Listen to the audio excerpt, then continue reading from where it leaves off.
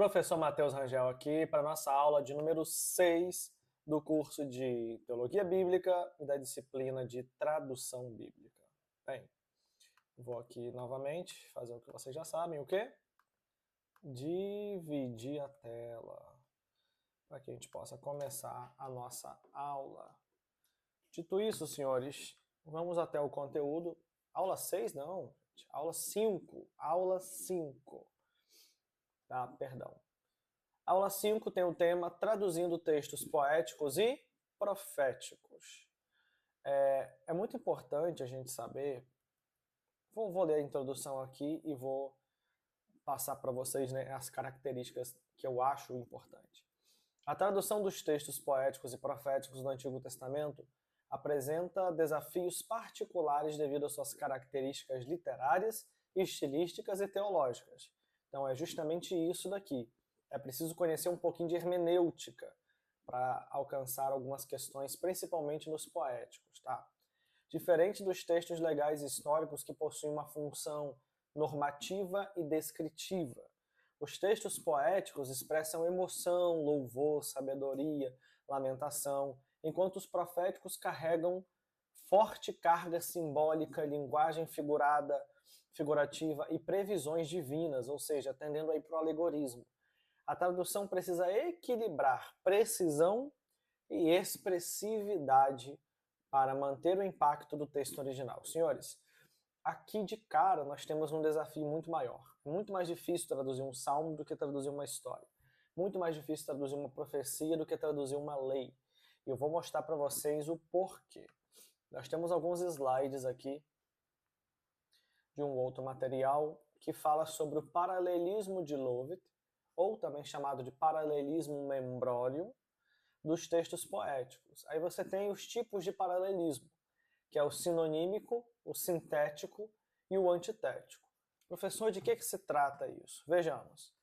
Em 1750, o bispo Roberto Lovett desenvolveu a proposta, geralmente aceita hoje em dia, dos três tipos básicos de paralelismo: sinonímico, sintético e antitético. Vamos lá? Primeiro é o sinonímico. O que é o sinonímico, professor? É quando a linha 2 concorda ou repete com a linha 1. E assim sucessivamente as linhas pares concordam ou repetem as linhas ímpares, tá bom? Até que a estrutura mude. Um exemplo desse é o Salmo 91. Olha o que diz aqui, ó. Aquele que habita no esconderijo do Altíssimo, a sombra do Onipotente descansará. Direi ao Senhor, Ele é o meu Deus, o meu refúgio e a minha fortaleza. Percebe aqui, ó, Ele habita, é refúgio e é fortaleza. Todos eles estão falando de quem? Estão falando de Deus. Tá, perdão, da pessoa, né? A pessoa se sente habitando no esconderijo do Altíssimo. E o que esse habitat proporciona? Refúgio, porque ele é a fortaleza. Percebe bem os pronomes aqui, ó. Aquele, depois esse aquele vira a primeira pessoa, ó, meu refúgio, minha fortaleza. Esse meu e esse minha aqui remete a quem? A aquele. E a palavra habita, ela triangula aqui com o mesmo significado. Olha só outra característica. Altíssimo, né? Aqui é traduzido como Senhor. Altíssimo e Senhor é a mesma coisa. Então você vê que vai mudando os termos, mas vai concordando ali. Vai quase que dizendo a mesma coisa, só que de outra forma. Tem também a ideia aqui de, ó, a sombra do Onipotente. A sombra ligada ao confiar. Porque é justamente a confiança é baseada nele por conta da sua sombra, do que ele proporciona. E aí vem, né, o onipotente ligado a Deus. Então, onipotente, altíssimo, Senhor e Deus são termos da mesma pessoa, tá? Só que você vê que o esconderijo é colocado como sendo do Altíssimo e a sombra como sendo do Onipotente. Nesse caso, você diz, aí você fala assim, poxa, mas são duas pessoas aqui, um que tem o esconderijo, outro que tem a sombra. Aí você vê que o verso 2 ele explica, direi do Senhor, ele é o meu Deus. Então, Deus e Senhor são a mesma pessoa. Logo, o onipotente e o altíssimo também são a mesma. Logo, o esconderijo e a sombra são como também se fosse a mesma característica. Isso é um texto, um paralelismo sinonímico, tá? Quando a linha 2 vai trazendo luz e clarificação sobre a linha 1. Tá? Aí vem o sintético.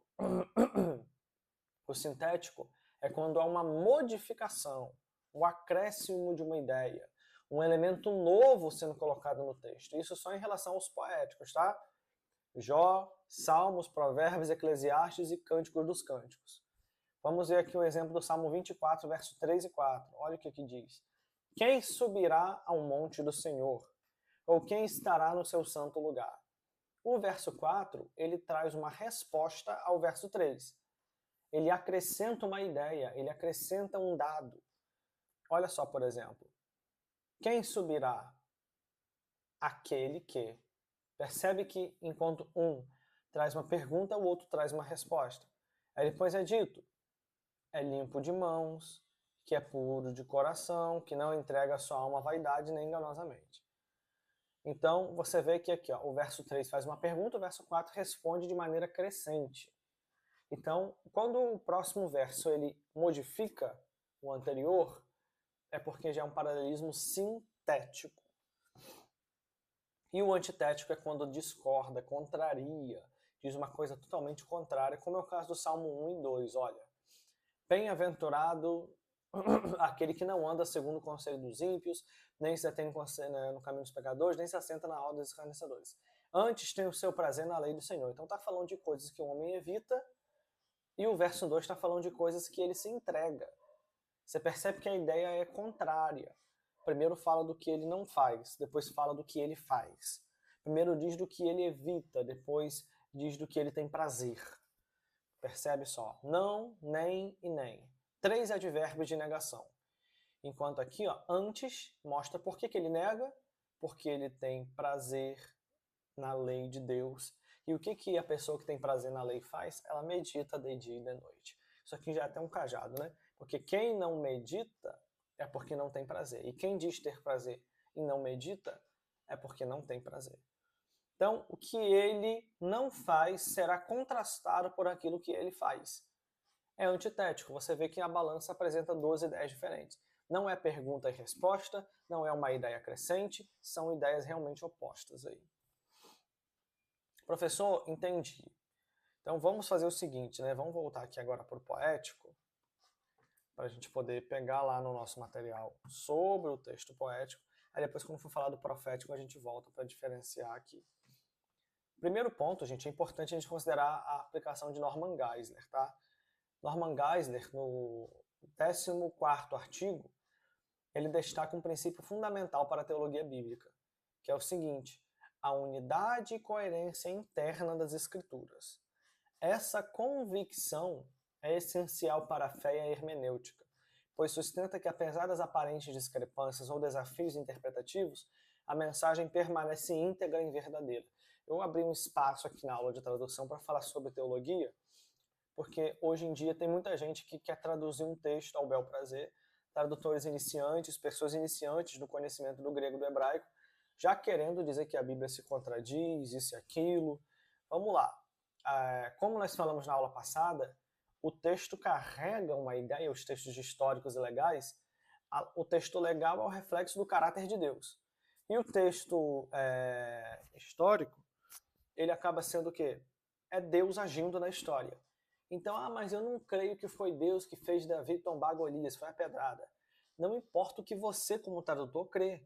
Porque se fosse para importar o que você crê, escreva um livro. Não faça a tradução do livro de alguém. O tradutor não impõe suas impressões de crença no livro. Ele parte da crença do livro e apenas traduz. Entenderam? Então, com base nisso, sabendo que a Bíblia, agora falando de poesia, poesia é a expressão da alma. E a profecia é a crença da alma. São as esperanças dessa alma. Então, você tem que entender que o texto, mas eu não creio que cumpriu, não importa o que você acredita, tá? E aí começamos a falar sobre a unidade e coerência das escrituras. Porque assim, se você não crê nisso, que as discrepâncias, os desafios, que apesar disso tudo a Bíblia se mantém verdadeira, você começa a se tornar um tradutor enviesado. Porque a premissa da própria Bíblia é que o conteúdo ali vem de Deus e que Deus é perfeito.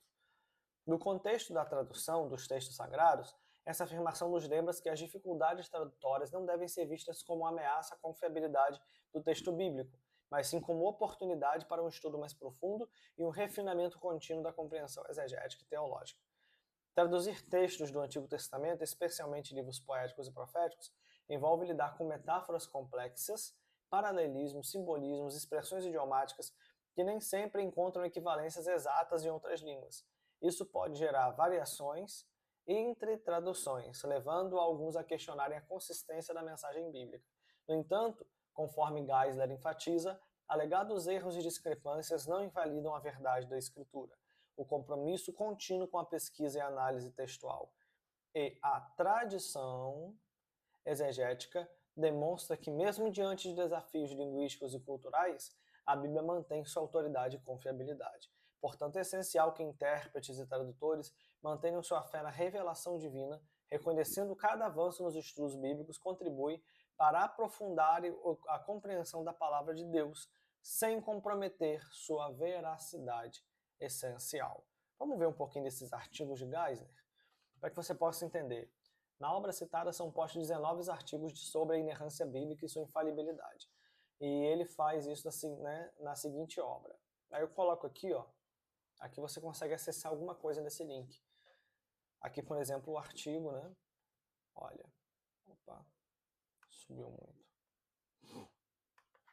Esse é um e-book, ó, R$130, você pode comprar, do Norman Geisler, tá? Então, esse material aqui, ó, Introdução Geral à Bíblia. Uma análise abrangente da inspiração, canonização, transmissão e tradução. E aí, ele fala, né, dos artigos, ele coloca várias questões sobre a Bíblia que devem ser observadas pelas pessoas. Aqui você consegue ler bastante coisa nesse link que nós mostramos, tá? E cadê os artigos? Aqui, ó. O que é inspirado, o autor ou seus escritos? Então, não é o autor, tá? São os escritos.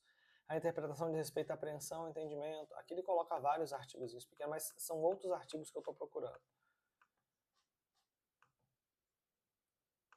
Ó, várias perguntas importantes aqui para você ver, né, nesse material.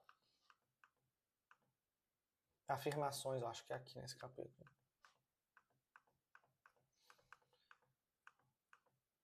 Para você saber como proceder em relação a isso. Deixa eu fazer o seguinte, eu vou sair e vou entrar de novo. Aí vai aparecer o artigo aqui certinho. Ó, afirmamos que as escrituras sagradas são a suprema norma escrita pela qual Deus compele a consciência e que a autoridade da igreja está subordinada à das escrituras. Negamos que os credos, concílios ou declarações doutrinárias da igreja tenham uma autoridade igual ou maior que a autoridade da Bíblia. Olha aí, gente. Afirmamos que a palavra escrita é, em sua totalidade, revelação concedida por Deus. Negamos que a Bíblia seja um mero testemunho a respeito da revelação, ou que somente se torne a revelação mediante o encontro, ou que dependa das reações dos homens para ter validade. Isso é muito importante. Isso aqui nega a teoria de que, isso aqui afirma que a Bíblia é a palavra de Deus, e não que ela contém a palavra de Deus ou que torna-se, né? Afirmamos que Deus, que fez a humanidade à sua imagem, utilizou a linguagem como um meio de revelação. Negamos que a linguagem humana seja limitada pela condição de seres criados, a tal ponto que se apresente imprópria como veículo da revelação divina. Também negamos que a corrupção por meio do pecado, da cultura e da origem tenha impedido a obra divina de inspiração. Então é muito importante você ler esses artigos para saber como crer. E a partir disso você ir para o texto, tá? Agora vamos para as características do texto poético. Nós temos aqui, ó, os textos poéticos encontrados principalmente em Salmos, Provérbios, Eclesiastes e Cantares, não pegando tanto Jó, porque Jó, apesar de ser poético, tem muito histórico ali também, né? Possuem os seguintes elementos, ó, paralelismo hebraico. Segundo Osborne, o hebraico bíblico utiliza diferentes formas de paralelismo, que foi o que nós vimos ali, né? o sintético, o sinonímico, sintético e antitético. O antitético é também chamado de antônimo, tá? E aqui nós temos agora um texto do Salmo 1, verso 6, que está escrito assim, ó. Ki odei Adonai derech tzadikim vederech reshaim toved. Que seria, pois Deus conhece o caminho dos justos, mas o caminho dos ímpios perecerá. Aqui você vê um paralelismo antitético, tá, gente? Precisa ser respeitado na tradução para manter o contraste. Vamos lá? Imagens e metáforas. A poesia hebraica utiliza fortemente... deixa eu só explicar porque aqui é o paralelismo antitético, né? Porque fala, ó... Ki odei Adonai. Que odei Adonai seria porque Deus conhece. O que? Derech tzadikim, o caminho dos justos. Aí vem, né? Vederech reshaim toved, mas o caminho dos ímpios perecerá. Entendeu? Então você pode perceber que há um balanceamento de duas ideias. Caminho do ímpio, caminho do justo. Que é o texto, ele é o tempo todo assim. O Salmo 1, por exemplo, se você analisar ele todo em hebraico, você vai perceber isso. Ele começa falando sobre o justo e o ímpio. Depois o verso 2, se não me falha a memória, fala do justo. Aí o 3 fala do ímpio. 4 fala do justo. 5 fala do ímpio. O 6 conclui. É um negócio desse. Então, assim, toda vez que você detectar a estrutura sinonímica, antitética ou sintética, isso vai seguir para todo aquele salmo. Tá? Aí vem agora o salmo de número, né, aí que no caso imagens e metáforas, né? A poesia hebraica utiliza fortemente imagens e símbolos que precisam ser mantidas e tudo mais. Salmo 23 diz: Adonai roilo erzar. O Senhor é meu pastor, nada me faltará. A imagem do pastor como guia e protetor é central para o entendimento do relacionamento de Deus com o seu povo. Ritmo e estrutura. A poesia hebraica não se baseia na rima, mas no ritmo e repetição.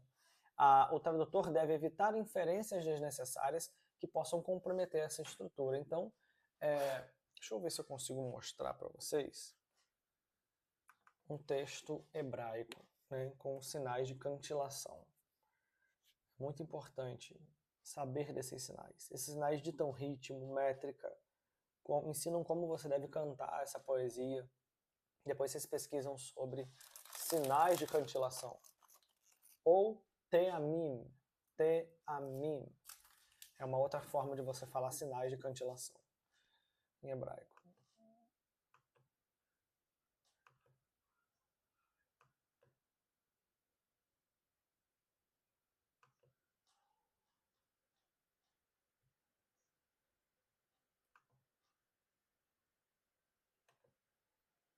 Só carregar aqui o texto.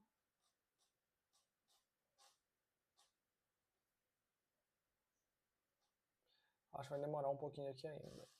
Então vamos continuar lá. O que acontece? O hebraico você tem as métricas que nós já falamos em outra aula. Você tem a marcação com verbo, às vezes um verbo se repete no final de todas as linhas, às vezes no início daquela linha. Poética. Hoje a gente trabalha com rima, né? E o problema da rima é justamente porque é o objetivo mais melódico. E no hebraico, a força da palavra era mais importante. Então, o impacto, a punch da ideia era mais importante do que a melodia em si. Agora vamos para as características dos textos proféticos, senhores. Vamos lá? Inclusive eu vou para cá com vocês. Ó. Textos proféticos. Lamentações e vaticínios nos proféticos. Existem pelo menos 5 escolas judaicas que olham para o Antigo Testamento e tentam compreender os textos ali contidos. Mas, primeiramente, a Torá e os Neviim, ou seja, né, a lei e os profetas. Vamos lá. Quais são essas escolas? Os palestinos, alexandrinos, caraítas, cabalistas e espanhóis. Olha aí para você entender melhor como é que funciona. Você tem as escolas. A Palestina nasceu em 200 a.C., ficou até 200 depois de Cristo. Aí, né, o principal ícone é Hillel. eles são literalistas e conservadores. Essa ideia de conservador aqui é meio suspeita, tá? Eu estou pegando a informação desse material aqui, ó, História e Interpretação da Bíblia. Mas Hillel conservador, pelo menos em relação a muitos pontos, não era não. Alexandrinos, 200 depois de Cristo. Tem aí o principal ícone Orígenes, eles eram alegoristas e platonistas, então significado figurado demais, isso daí significa isso e tal. Aí vem os caraítas, que vem de 800 a 1100 depois de Cristo, já voltado aí para a família dos maçoretas, né? Anam ben David, são literalistas e exegéticos. Eles querem saber o significado do texto dentro do contexto e por aí vai. Os cabalistas, que são utilizados aí, né, a própria Kabbalah, são esotéricos e místicos, usam gematria, notaricon e temorá. Fuja disso, tá? Não se traduz nada usando gematria, notaricon e temorá. Essas técnicas de ficar transformando letra em número, número em letra, contando a quantidade somando, né, o valor numérico das letras e pegando lá aquelas 10 características do hebraico, isso aí é interessante numa conversa, mas é doideira. A não ser que o texto te sugira isso. Por exemplo, o nome Abraão. Antes de Abraão era Abrão. Deus botou uma letra ali. Então essa letra pode ser que tenha um peso significativo. E aí quando você vai ver que Deus colocou a letra Re significa cordeiro. Então tem um significado ali, né? Mas o texto sugeriu isso. Não é eu que peguei o texto e fui fazer essa doideira. Então vamos tomar cuidado. Aí tem os judeus espanhóis, que representados aí por Abraão Aben-Zerá, eles trabalham muito filologia, né? E por vezes significado figurado, que é uma mistura aí de caraíta com cabalista, tá? E aí você fala, professor, tá, e a característica dos proféticos é essa. Primeira coisa para interpretar, traduzir bem o profético, você tem que saber o aspecto geográfico. Esse texto está no contexto do Egito, da Babilônia, da Síria, da Assíria, país do sul ou do norte, terras cananitas adjacentes. Professor, por quê? Porque há uma linha oracular dos profetas para o sul ou para o norte, de oráculos específicos para a Babilônia, para a Síria. Dependendo de onde o profeta está, ele fala o norte, a cidade do norte. O norte dele é um. Mas se ele está profetizando contra Israel e o norte de Israel é outro, é diferente do norte de Judá. Então você tem que saber o aspecto geográfico. Também tem que saber o aspecto histórico. Ou seja, ali está em que contexto histórico? Cativeiro babilônio, cativeiro assírio. Por quê? Porque o cativeiro babilônio foi Deus punindo o povo por eles não guardarem os jubileus.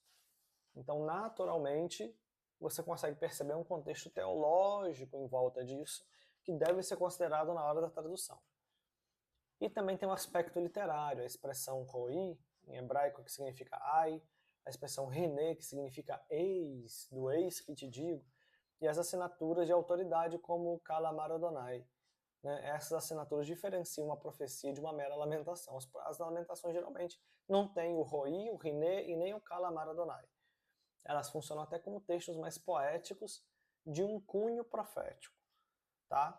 Então, dito isso, senhores, vamos lá aqui, ó. Agora carregou. Vamos mostrar para vocês um texto hebraico. Cadê? Salmo de número 1. Por que não?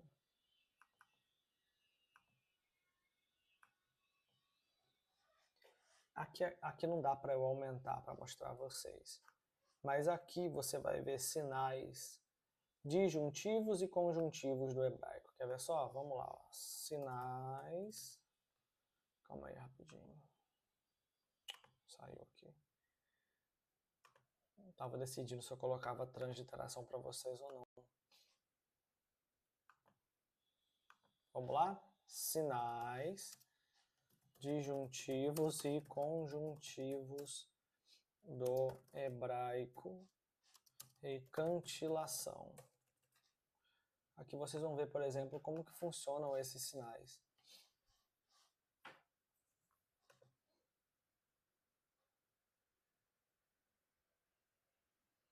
Olha aqui, ó. Aqui, por exemplo, acho que esse aqui é o professor Maxwell, grande amigo. Mostra que esses sinais, eles servem para poder marcar a poesia hebraica, tá?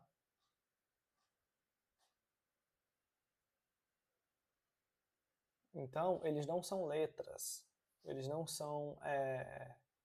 eles são como se fossem cifras, por vezes. Marcam como um texto começa, como termina, se ele é contrário a um, se ele é a favor de outro. Então, é muito importante você saber isso, tá? E por aí vai.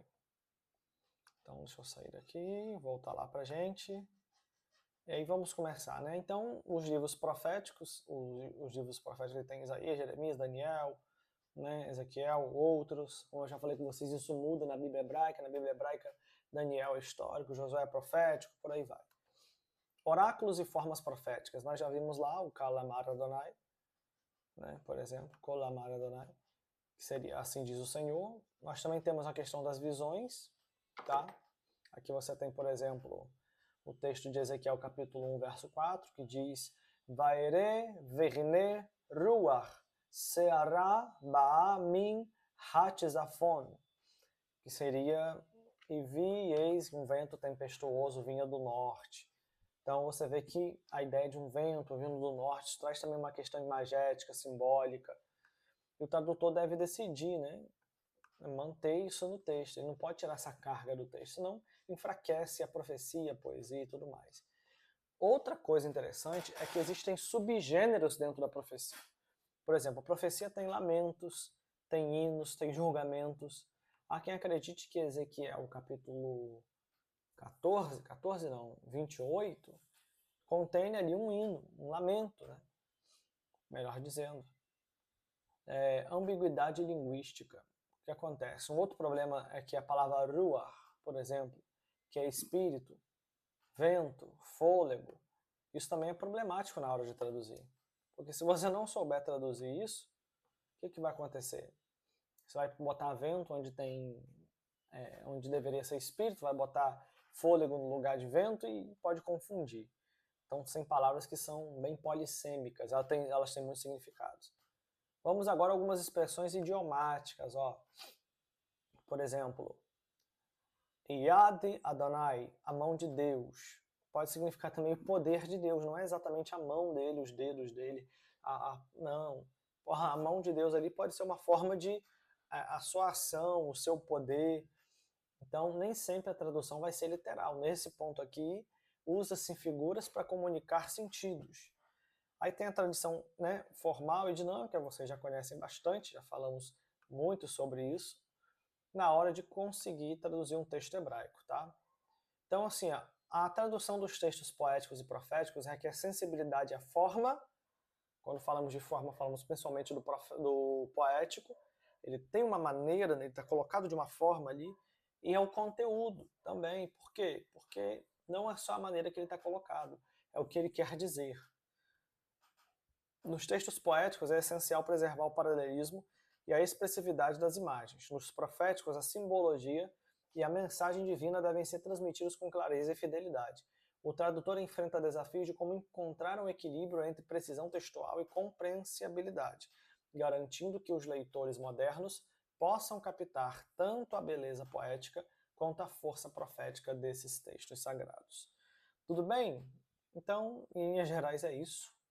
Espero que você seja bastante edificado com essa aula e até a próxima, aula de número 6, que será a aula sobre, já entrando aí no Novo Testamento, a sinopse e a biografia. Muito obrigado, que Deus te abençoe. Lehitraot.